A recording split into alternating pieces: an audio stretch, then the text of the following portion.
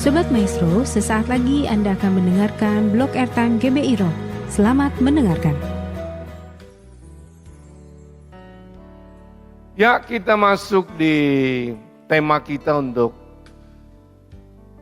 tahun ini, The Year of Emerging Leaders.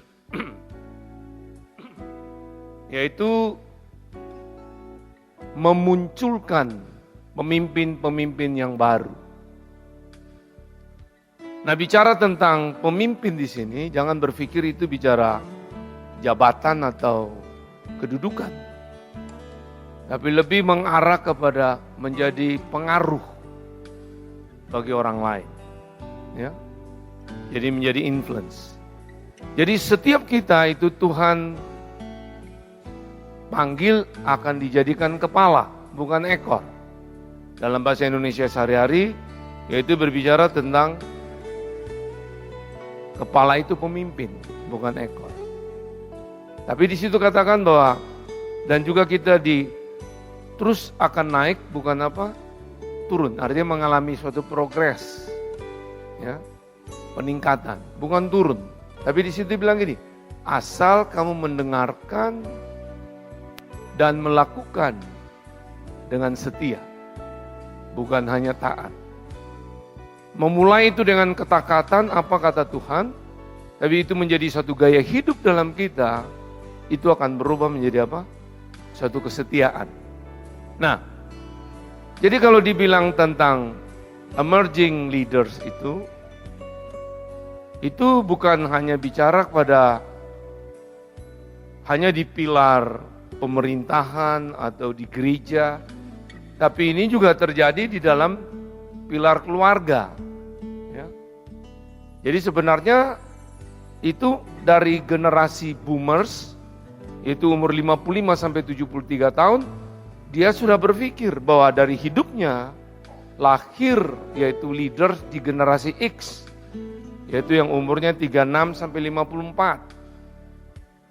Nah, generasi X ini juga sudah punya hati untuk lahir pemimpin lagi yang baru di generasi milenial atau Y, itu 19 sampai 35 tahun. Dan generasi Y sudah sejak sekarang sudah punya pemikiran, harus ada generasi lagi pemimpin yang lahir, yaitu di generasi Z, yaitu 2 sampai 18 tahun. Di bawah 2 tahun itu generasi the final generation. Nah, jadi berarti bicara pemimpin itu jangan berpikir nanti siapa yang dipimpin. Dari generasi kepada generasi. Tapi tema kita untuk Januari ini bicara tentang urgency, itu mendesak. Kata urgency di sini harus berpikir tentang munculnya pemimpin itu calling, panggilan. Juga bicara tentang ketaatan dan juga waktu, timing. Nah, pemimpin bisa dilahirkan. Itu sejak dia lahir, ada panggilan sebagai pemimpin. Tapi satu sisi lagi, pemimpin bisa dibentuk dan dilatih. Haleluya. Nah, ini masuk di dalam discipleship. Nah, jangan saudara tertarik seperti apa yang dilakukan, apa yang terjadi dengan Musa, lahir generasi Yosua. Tapi setelah Yosua tidak ada lagi generasi. Makanya Yesus datang, itu memulihkan dengan pola pemuritan. Sehingga regenerasi itu terjadi. Kepemimpinan itu muncul dari 12, 3, 70, 120, 3.000, 5.000, dan seterusnya. Nah, untuk itu hari ini kita belajar dari satu pasal, yaitu Yosua pasal 14, ayat yang ke-6 sampai 15. Itu tentang Kaleb mendapat Hebron. Ya, kita lihat. Ayat yang ke-11, pada waktu ini dikatakan, aku masih sama kuat. Ya. Seperti pada waktu aku disuruh Musa. Seperti kekuatanku pada waktu itu, demikianlah kekuatanku sekarang untuk berperang dan untuk apa? Keluar masuk. Waktu perkataan ini oleh Kaleb, dia sudah berumur 85 tahun. Waktu umur 40 tahun, dengar baik-baik, Tuhan memerintah melalui Musa yang disampaikan kepada Kaleb. Apa yang terjadi? Dalam perjalanan 45 tahun, umur 85 tahun, kekuatannya dia, dibilang di sini, sama seperti dia berumur 40 tahun. Baik itu untuk berperang dan keluar masuk. Nah, seringkali kita berpikir begini, masa ya orang umur 85 tahun dengan remaja, pemuda yang 20 tahun, kalau di fitness itu bisa menang yang 85 tahun. Yang dimaksud tuh begini, kalau 85 tahun ini konsisten dia latihan, dibandingkan dengan saudara umur 20 tahun tidak pernah latihan, jelas dia lebih kuat. Paham ini? Dia akan dikatakan di dalam firman, kekuatan kita makin menurun.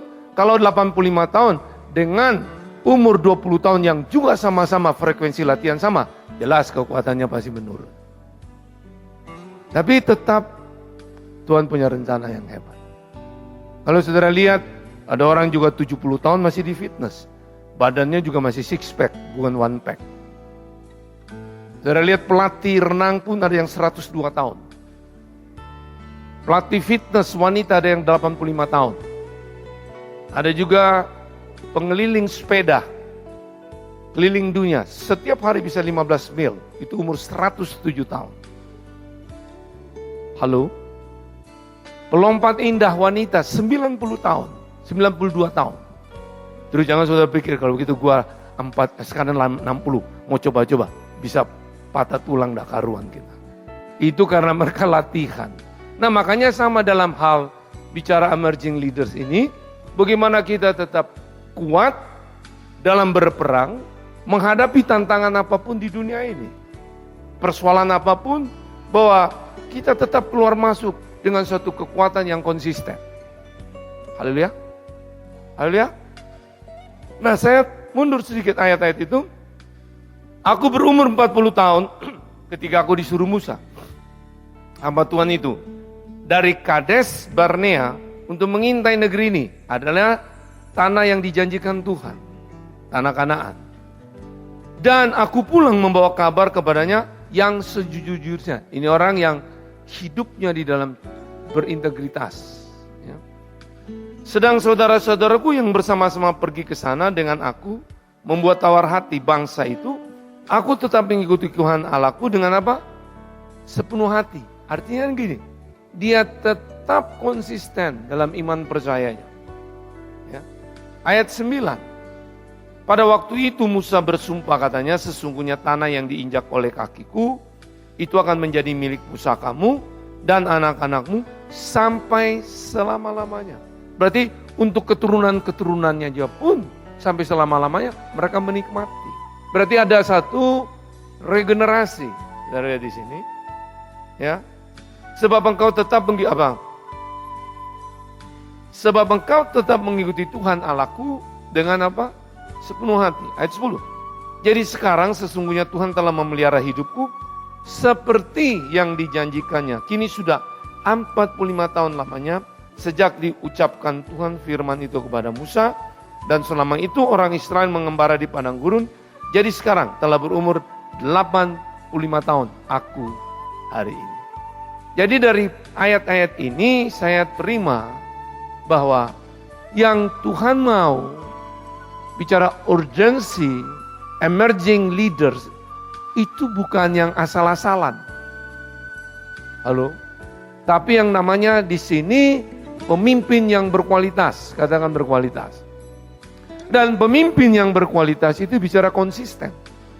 Tuh, dalam mengandalkan Tuhan, dari 40 sampai 85 tetap konsisten. Dalam integritas tetap dia konsisten. Haleluya. Dalam hal kesehatan tetap konsisten. Dalam hal keluarga, kerohaniannya, karyanya, bicara pelayanan. Dalam hal komunitas, tetap dia konsisten. Saya percaya dalam segala hal konsisten. Nah, jadi pemimpin yang berkualitas adalah pemimpin yang konsisten. Nah, pemimpin yang konsisten, dengar baik-baik, itu selalu ada hal-hal yang mengikuti dia. Yaitu dapat didekati. tidak jaim, jaga image. Kalau pemimpin yang jaga image dari generasi sebelumnya kepada generasi yang depan, tidak ketemu kita. Mengerti ini? Dan juga dapat dipercaya. Nah, pemimpin yang dapat dipercaya, dia menjadi teladan dalam hal karakter, koneksi, dan kompetensi. Halo? Ya. Kalau itu dia buat terus, dia bukan hanya dapat dipercaya, dia menjadi orang kepercayaan Tuhan. Nah, pemimpin yang berkualitas konsisten itu juga adalah pemimpin yang punya keteguhan iman percaya tetap dalam kebenaran. Pemimpin seperti ini dia akan mengerti bahwa salah tetap salah sekalipun dilakukan banyak orang. Benar tetap benar sekalipun tidak ada yang melakukan. Ya, makanya kita lihat kalau seorang bisnis, oh biasa itu nyogok, sudah biasa. Gereja-gereja lah, nyogok-nyogok lah. Yaitu karena terpengaruh dengan yang buat salah, banyak yang buat salah, dia ikut-ikut buat salah. Tapi kalau dia konsisten dalam kebenaran, sekalipun di pembisnis tidak ada yang melakukan, tetapi itu kebenaran, dia pegang teguh. Haleluya. Loh, amin. Kalau kita bicara pemimpin yang menjadi influence, pengaruh. Ya. Jadi, itu bukti. Makanya kalau mau lihat seseorang itu serius di dalam sesuatu apa yang dia kerjakan, itu dilihat dari konsisten. Karena seseorang yang tidak konsisten, tidak mungkin dia menjadi siapapun. Yosua kita lihat, itu seorang bujang yang pengalaman pengetahuannya tidak sebanding dengan Musa. Oke? Keahlian tidak sebanding dengan Musa. Dengar baik-baik. Tapi waktu mendesak, Tuhan bisa munculkan dia. Dia menjadi pemimpin. Nah, untuk itu kita belajar saat ini. Yaitu untuk memunculkan pemimpin yang baru, maka pemimpin yang lama harus mau apa? Nah, ini kita lihat dari generasi kita. Ini juga dalam keluarga. Papa mama mau melihat anak-anaknya lebih hebat dari papa mamanya, dia harus mau apa? Kita lihat. Saudara generasi X mau lihat generasi Y lebih hebat dari saudara, ada yang saudara mau. Nah, apa kira-kira kita bisa lihat di sini? Yosua 14 ayat 6. Bani Yehuda datang menghadap Yosua di Gilgal. Pada waktu itu berkatalah Kaleb bin Yefun, orang Kenas itu kepadanya. Dia bilang begini, Kaleb, engkau tahu firman yang diucapkan Tuhan kepada Musa, abdi Allah itu tentang aku dan tentang kau. Dia apa? Kadis benernya. Ini suatu pertanyaan yang memancing kepada Yosua, kamu tahu kan? Tapi dia datang dengan tidak tuntutan. Horeb itu bagian saya. Oh, dia enggak buat begitu. Ini pemimpin. Dan ini berkualitas. Bukan menghakimi, menjatuhkan, atau memaksa. Dari sini kita belajar bahwa harus menjadi pribadi yang siap dia apa? Dia mau dikoreksi apa betul? Itu Tuhan bicara untuk saya. Nah, dalam gereja juga sama. Banyak orang bilang emerging leader. Kami mau serahkan, tapi pakai remote control. Kalau enggak ikut seleraku, enggak boleh. Ya kan enggak cocok seperti itu. Kalau saya enggak cocok. Ya. Makanya ini menjadi pribadi yang apa? Siap dia apa? Dikoreksi. Nah, kita lihat. Menjadi pribadi yang siap dikoreksi.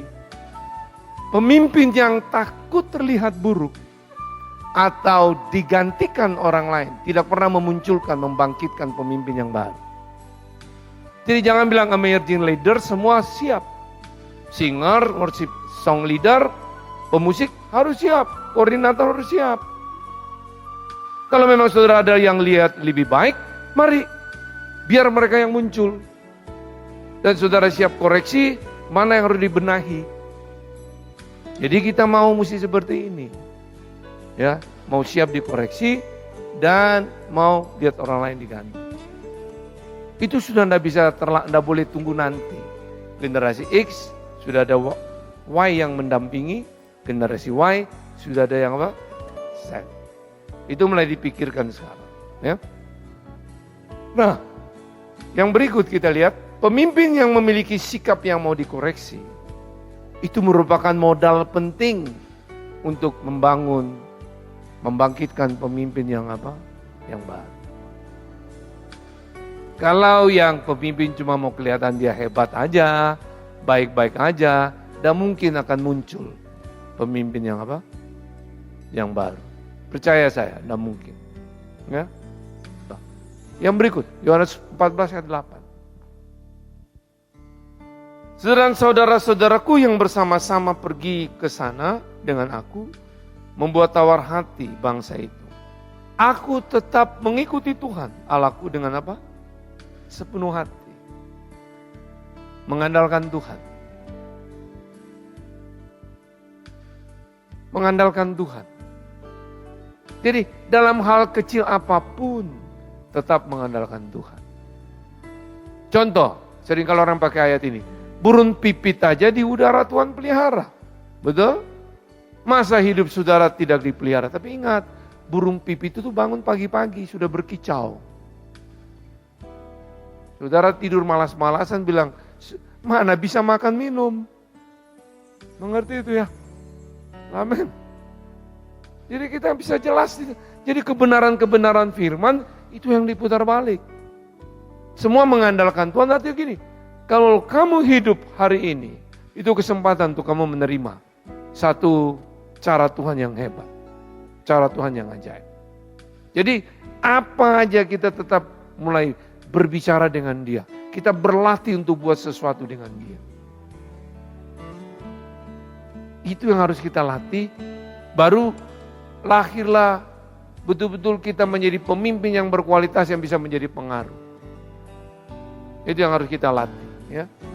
Dan saudara tahu, kalau pemimpin yang sudah membawa satu pengaruh, mungkin dia tidak pintar ngomong, dia tidak pernah cara apa. Tapi dengan ketidakhadirannya dia mempengaruhi. Karena Tuhan punya sesuatu untuk orang seperti ini. Seperti tiang api dan tiang awan.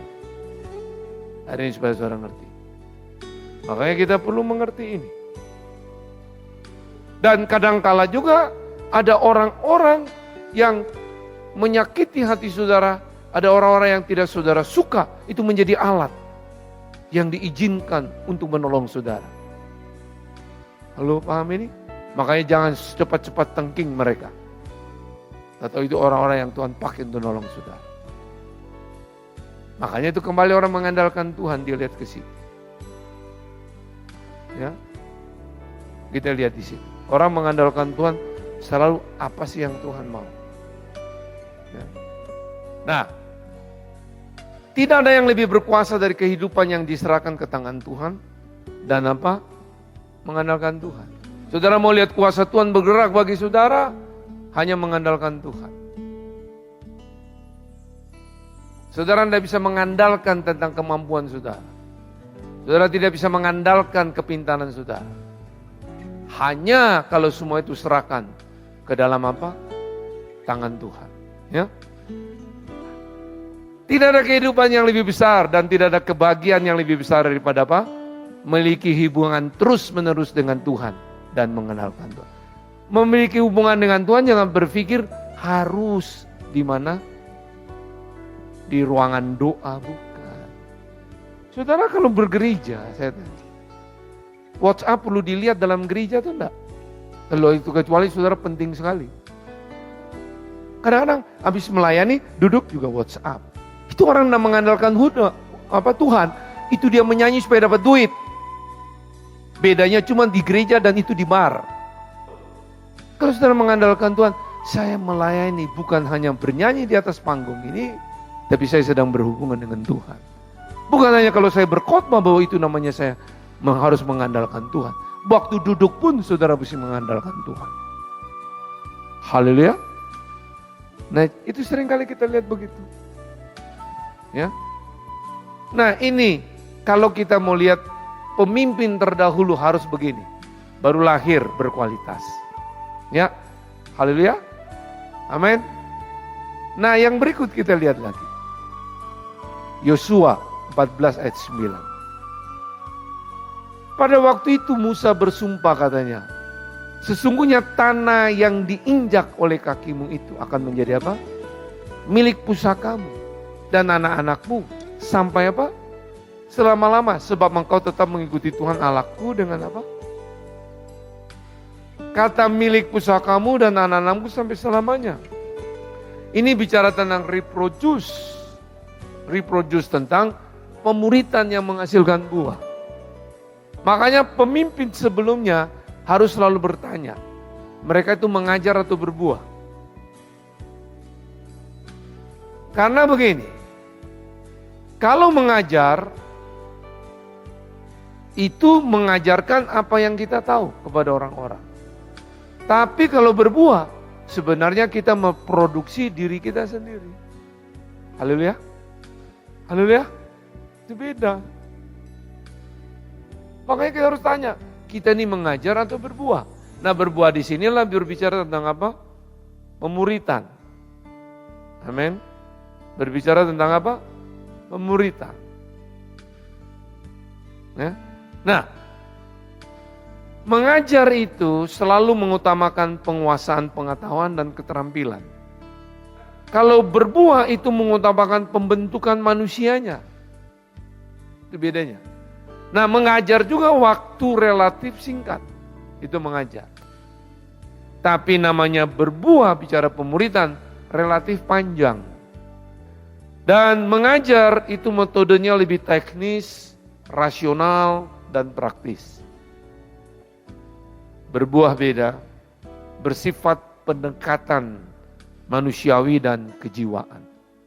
Satu waktu saya ketemu seorang anak lesbi. Sejak kecil dia ditolak oleh keluarga. Akhirnya dia masuk training center. Di situ pun dia tidak berubah. Satu waktu dia ketemu kami. Ada kalanya kebiasaan saya dulu berolahraga sama anak-anak yang kami bina. Saya main bola, cuma baru tendang bola ke dia. Dia nangkep, langsung dia nangis. Dan di situ hidupnya berubah. Percaya Tuhan sesungguhnya. Jadi itu pemuritan yang disentuh manusiawi dan kejiwaannya.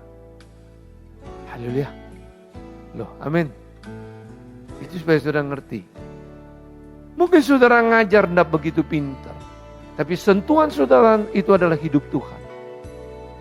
Tuhan bisa buat mujizat dan keajaiban. Jadi itu yang saudara lihat. Yang berikut, kita hanya dapat mereproduksi diri kita sendiri. Tidak bisa jadi orang lain. Tuhan tidak pernah memanggil kita untuk menjadi orang yang sukses. Tapi Tuhan memanggil kita untuk menjadi pribadi yang berbuah. Melahirkan pemimpin yang baru. Berbuah bagi Tuhan dan berbuah bagi apa? Sesama. Terima kasih Anda telah mendengarkan Blog Airtime GBI Rock. Tuhan memberkati.